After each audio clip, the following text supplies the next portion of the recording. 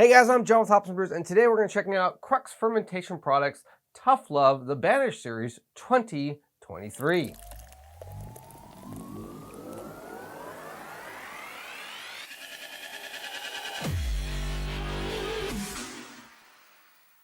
So we just call this brewery Crux here in the Pacific Northwest, not Crux Fermentation Project. You know, that's a mouthful. Anyways, this is their Tough Love seasonal barrel-aged release. This is also part of their Banish. What they do is they banish beers to barrels to age. Get it? Banished.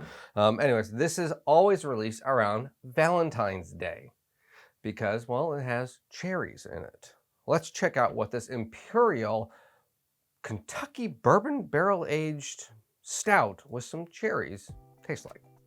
Crux Fermentation Project's Tough Love Banished 2023 Imperial Stout comes in at a 14% ABV, a 70 IBU. It gets an average rating on Untappd of 4.13. Brewed with blackstrap molasses and spices, aged in Kentucky bourbon barrels. This year's Tough Love remains true to form, banished to Kentucky bourbon barrels under controlled conditions for nearly a year. Rich overtones of dark roasted malt, oak, smoked wheat, and malted rye give way to a delicate notes of velvety chocolate, vanilla, and dried cherries.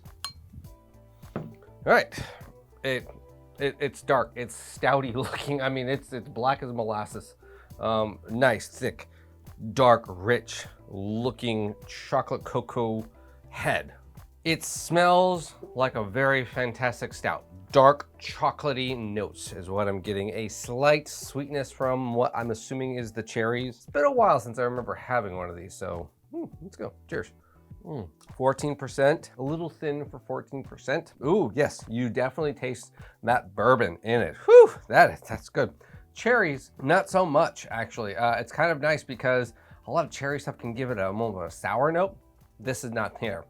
There's a slight sweetness, and it doesn't taste like malted sweetness. So I'm assuming that's like a fruited cherry. This does taste more like a stout and not dark fruits. If I didn't know there's cherry in this, I would just assume there was a dark fruit or something like that in this. It definitely has a slight hint of a note of that, but it's not overly sweet. I take that back. The body's actually, it's medium. It's not chewy, it's not thin. It's just above thin. I get a little coating, a dry coatiness of the cacao or the chocolate notes, the roasted malts. They are drying the sides of my mouth. And what I really love, these are roughly around like $9. So $9 for like a 14% Imperial beer that you can age 1 to 3 years. It's nice because you don't just see beers specifically around Valentine's Day. So that's awesome. Solid barrel-aged beer. I give it a stamp of approval. Check it out. Trust me, you're probably gonna enjoy it. All right, cheers guys.